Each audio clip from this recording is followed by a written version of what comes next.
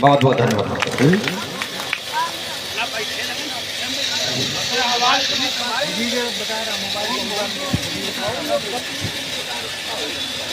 वो कागज कहाँ गया? आज इस गोटैया की ऐतिहासिक धरती पर ऐतिहासिक कार्यक्रम में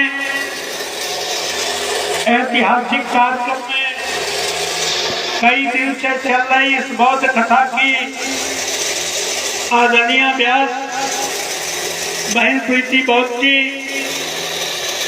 उनका साथ देने वाले आदरणीय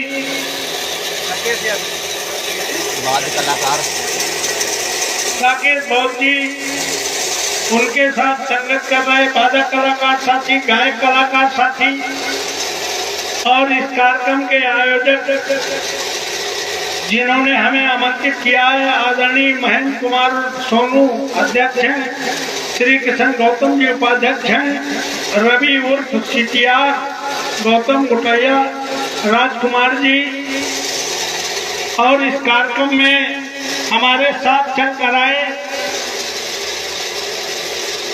समाजवादी पार्टी के वरिष्ठ नेता आदरणीय आनंद यादव जी, भाई आदरणीय डॉक्टर अजय कमल जी पूर्व प्रधान, हमारे साथ चल कर आए रनिया के पूर्व जिला पंचायत सदस्य और चेयरमैन प्रतिनिधि आर के दिवाकर जी, हमारे छोटे भाई समाजवादी पार्टी के उपाध्यक्ष आदरणीय अमर सिंह पाल जी, जिला पंचायत सदस्य भाई निखिल गौतम जी, हमारा युवा और जुझारू साथी भाई सुभाष संखवार जी, मनोज यादव पूर्व प्रधान, राजेश कश्यप जी, रामशंकर यादव जी, दीपक सेंगर जी, सुरेश सक्सेना जी, पूर्व प्रधान बेचेलाल गौतम जी, राजेश पाल जी, रामोदार गौतम जी, हरीशचंद पाल जी, राजकुमार जी, श्री कृष्ण जी, उपस्थित सभी साथीगण और बड़े पैमाने पर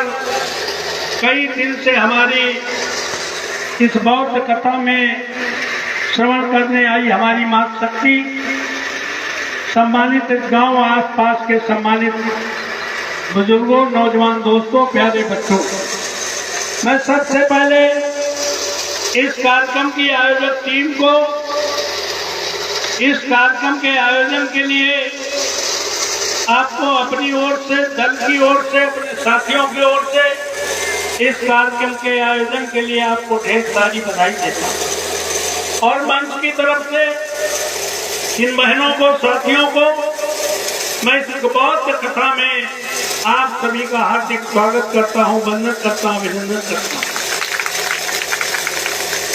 भगवान बुद्ध के बारे में, कबीर के बारे में, रविदास के बारे में, नानक के बारे में, चोखा के बारे में, जो भी हमारे संत गुरु महात्मा बाबा साहब अम्बेडकर के बारे में घंटों चर्चा की जाए, दिनों चर्चा की जाए, महीनों चर्चा की जाए, वर्षों चर्चा की जाए, एक मुंह से नहीं करोड़ों मुखों से चर्चा की जाए, जो कार्य संतों, गुरुओं, महात्माओं ने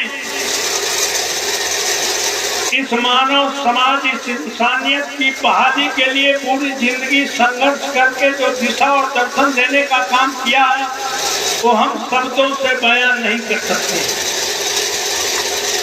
मैं संक्षेप में कहना चाहता हूँ, ये भारत की जो धरती है, ऋषियों की धरती है, संतों की धरती है, महापुरुषों की धरती है।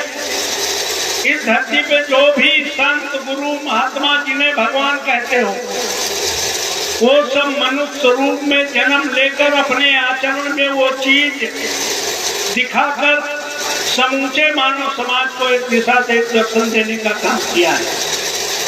लेकिन हजारों साल पहले, आज तो प्रीति बौद्ध जी, राकेश जी आपको कई दिन से भगवान बुद्ध और बाबा साहब अम्बेडकर के बारे में, रविदास के बारे में, कबीर के बारे में बहुत सारे कथानकों के माध्यम से आपको बताने का काम कर रहे होंगे।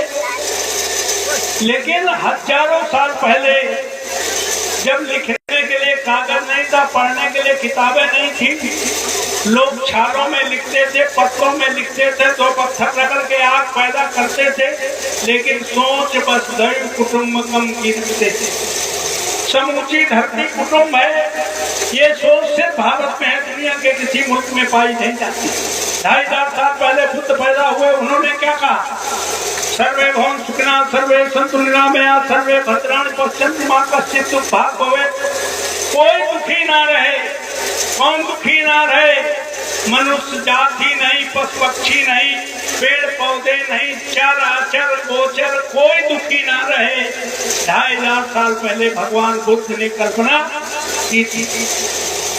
जो भगवान बुद्ध ने कल्पना की थी, उस कल्पना को साकार करने का काम अगर किसी ने धरती पर स्वर्णिम बुलाने का काम किया है, तो 26 नवंबर 1949 को बाबा साहब अम्बेडकर ने संविधान में आर्टिकल 15 के तहत एक वोट का अधिकार रानी और महात्मा रानी के वोट की कीमत बराबर करके धरती पर स्वर्णिम की शुरुआत करने का काम किया था।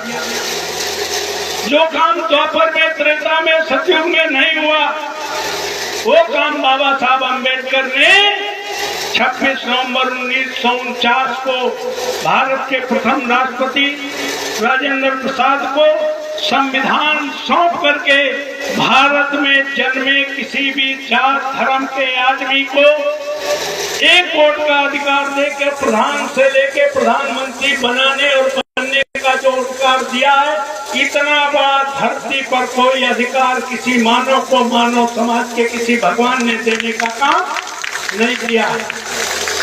इसलिए मैं आपसे कहना चाहता हूं, वो संविधान जो हमें देश में किसी भी जात धर्म में पैदा आदमी को बराबर का अधिकार देता है, जो संविधान हमें हिंदू, मुस्लिम, सिख, ईसाई, पारसी, बुद्धिस्ट सभी धर्मों का अपनी अपनी तरह से पूजा अर्चना करने का अधिकार देता है, जो संविधान हमें सामाजिक आजादी देता है, वो संविधान अभी जिंदा है।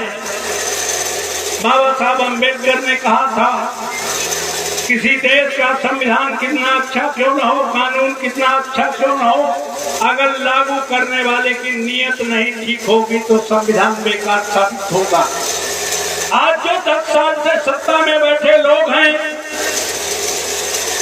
उनकी नीयत ही ठीक नहीं है, बल्कि वो भारत के संविधान को न मानने वाले लोग हैं। जो 10 साल से सत्ता में बैठे लोग हैं, वो आजादी को नकारने वाले लोग हैं। आजादी में उनका कोई योगदान नहीं है। और वो बाबा साहब अम्बेडकर को देश की बड़ी संसद पर अम्बेडकर कह करके केवल बाबा साहब का अपमान करने का काम नहीं कर रहे, इस पूरे देश में करोड़ों बाबा साहब अम्बेडकर के मानने वालों का अपमान करने का हिम्मत कर रहे हैं। इसको हम किसी कीमत पर बर्दाश्त करने का काम नहीं करेंगे। तो मैं आज कहना चाहता हूं, क्या बात है, पीछे क्या हो रहा है? आज मैं आपसे कुछ कहना चाहता हूं, इसलिए कहना चाहता हूं कि उसी बाबा साहब अम्बेडकर जिसकी कथा सुन रहे हैं, भगवान बुद्ध जो करना चाहते थे, बाबा साहब अम्बेडकर ने कहा था। बाबा साहब अम्बेडकर ने कब कहा था, क्या कहा था, क्यों कहा था? बाबा साहब अम्बेडकर ने तब कहा था जब सार्वजनिक तालाब में कुत्ता बिल्ली तो पानी पी सकता था, जानवर घुस सकता था, लेकिन इंसान को तालाब में घुसने की इजाजत नहीं थी। इसलिए बाबा साहब अम्बेडकर को महार तालाब का आंदोलन करना पड़ा। जब बाबा साहब अम्बेडकर को पढ़ लिख कर मौका मिला और समानता का अधिकार दे करके तुम्हें प्रधान से लेकर प्रधानमंत्री बनने का अवसर दिया, तब बाबा साहब अम्बेडकर ने सोचा कि इस देश में तो 6343 जातियों में बटा समाज है, अगर इसमें भाईचारा न बना तो इस देश में जिनके वोट सबसे ज्यादा होंगे वो प्रधान से लेकर प्रधानमंत्री नहीं बनेंगे। और वही हुआ भी कि हमने 75-76 सालों में जाति संगठन चला करके हमने 6743 जातियों में बटे रहने के कारण, भाईचारा न बनने के कारण आज 76 साल से उनकी सत्ता है, जिनके वोट तो बहुत कम हैं, लेकिन प्रधान से लेकर प्रधानमंत्री वो बन रहे। इसलिए बाबा साहब अम्बेडकर ने कहा था कि दलित समाज के लोग, पिछड़े वर्ग के लोग, मुस्लिम समाज के लोग, सर्वहारा वर्ग के लोग आपस में खान पान न करें, कोई बात नहीं, आपस में रोटी और बेटी का संबंध न करें, कोई बात नहीं। जैसे कई दिन से चल रही इस बौद्ध कथा का आयोजन आपने किया है, हमारे आयोजक साथियों ने किया है, ऐसे आयोजन करके बैठना शुरू करें। क्या करें? बैठना शुरू करें। बाबा साहब अम्बेडकर जानते थे कि बैठेंगे तो चुप नहीं बैठेंगे, बैठेंगे तो बात करेंगे, और बात लंबी चलेगी तो चाय पानी भी होगा। बैठक और देर तक चले तो खाना पानी भी होगा, और बैठक अगर लगातार चलती रहे दलितों में, पिछड़ों में, अकलियतों में, सर्वहारा वर्ग के लोगों में, तो रोटी और बेटी के संबंध भी हो जाएंगे। कैसे संबंध हो जाएंगे? बाबा साहब अम्बेडकर जानते थे कि जात जैसी कोई चीज है नहीं, जात जैसी चीज कोई है नहीं, लेकिन जाति है कि जाति ही नहीं। जाति आप पशु पक्षियों में देख सकते हैं, जाति आप पेड़ पौधों में देख सकते हैं, इंसान में कोई जाति नहीं है। बाबा साहब अम्बेडकर जानते थे अगर इनको पढ़ने का अवसर मिले, इनको प्रधान से लेकर प्रधानमंत्री बनने का अवसर मिले, तो जातियां खत्म होंगी। और हुआ भी वही। जब हमें पढ़ने का मौका मिला, IAS IPS बने, डॉक्टर बने, इंजीनियर बने, आज वो कास्ट तो तब थी, जाति तो तब थी जब सर्वाइवल के लिए हम जो काम करते थे वही कौम के नाम से जाने लगे। आज जो हम पढ़ लिख कर आगे बढ़े हैं, तो चाहे दलित समाज का हो, पिछड़े वर्ग का हो, मुस्लिम समाज का हो, अपर कास्ट का हो, IAS अगर बन जाता है तो IAS से शादी करने का काम करता है, IPS बन जाता है, IPS से शादी करने का काम करता है, PCS से शादी कर रहा है, डॉक्टर से शादी कर रहा है, इंजीनियर कर रहा है कि नहीं कर रहा है। अब कास्ट नहीं है, कास्ट लोअर में है, कास्ट मिडिल में है, क्लास जो है ऊपर वाले में कोई जाति नहीं बची है, क्लास है। जो पहले कास्ट थी वो क्लास हो गया। तो इसलिए बाबा साहब जानते थे कि अगर बैठेंगे तो इनमें भाईचारा बनेगा, भाईचारा बनेगा तो अपने बारे में, अपने समाज के बारे में, अपने संविधान के बारे में, अपने महापुरुषों के बारे में चिंतन करने का काम करेंगे। लेकिन मौजूदा समय में मैं कहना चाहता हूँ, सब लोग टीवी देखते होंगे, आज की तारीख में पार्लियामेंट में क्या हो रहा है, देश में कितना कर्जा है, ये बात अखबार में आ नहीं रही, टीवी में आ नहीं रही।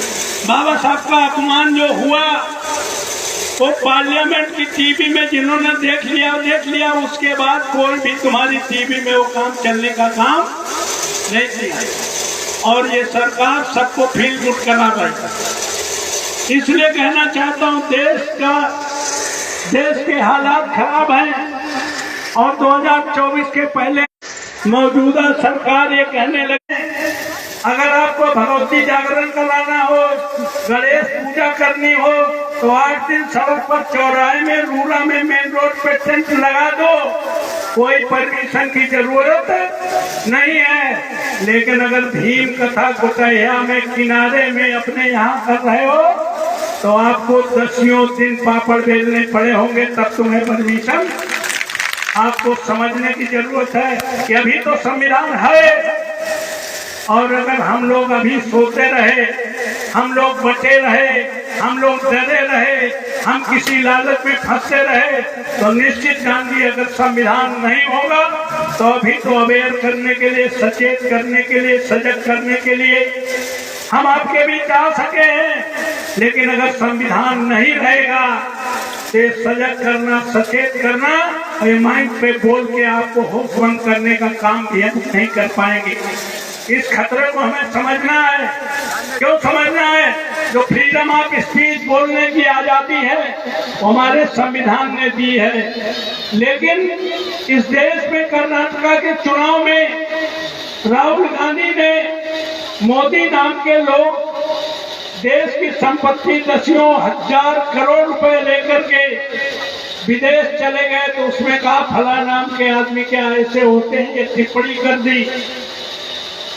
कर्नाटका में टिप्पणी की, गुजरात में मुकदमा लिखा गया, वहीं ट्रायल हो गया, राहुल गांधी को 24 घंटे में पार्लियामेंट से बाहर कर दिया।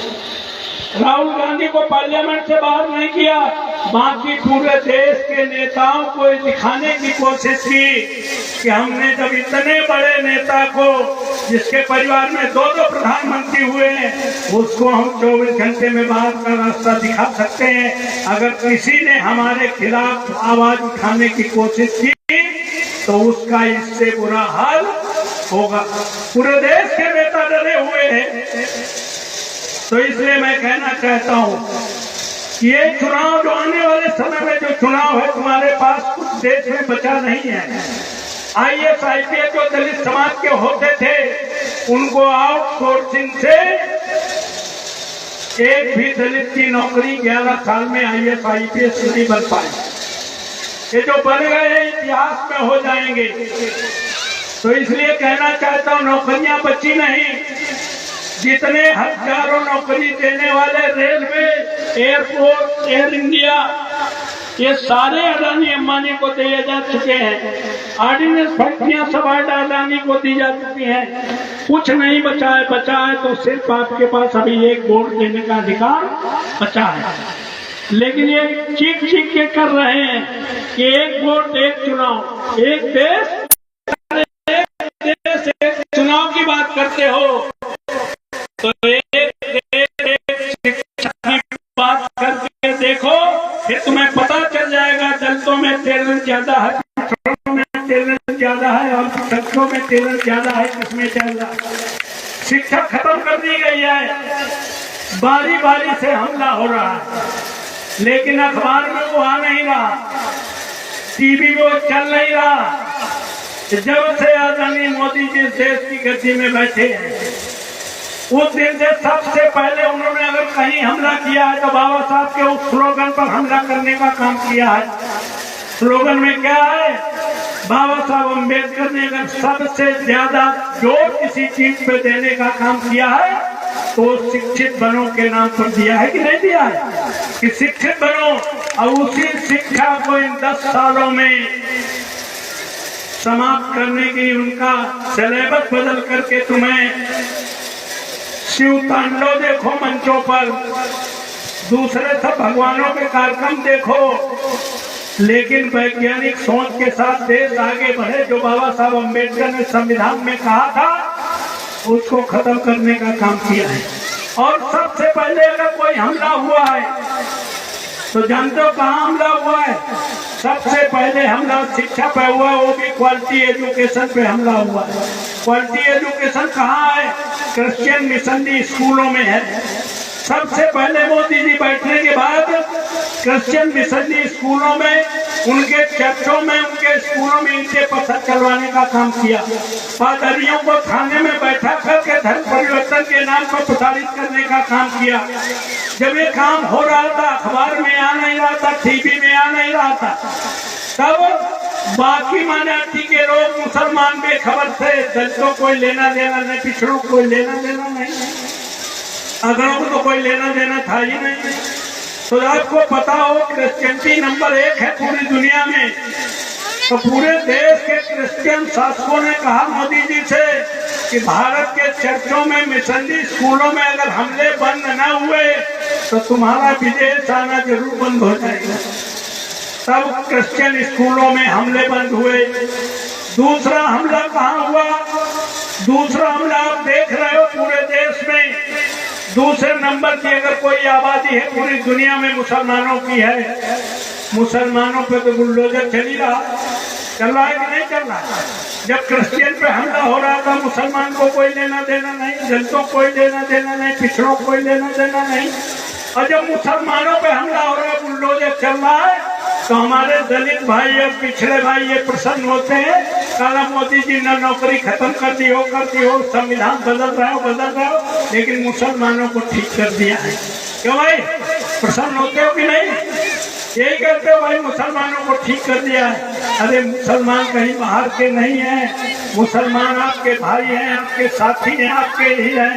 ये मनु की व्यवस्था, ऊंच नीच की व्यवस्था, सीढ़ी नुमा की व्यवस्था से उठ करके जिन्होंने धर्म परिवर्तन करने का काम किया वो बड़े पैमाने पर मुसलमान हैं, तो भी आपके भाई हैं। जब मुसलमानों पे हमला हो रहा है तो दलितों कोई लेना देना नहीं, पिछड़ों कोई लेना देना नहीं। तीसरा हमला कहाँ हुआ, ये बात प्रीति जी मैं इसलिए बता रहा हूँ, ये बात बताने की जरूरत है।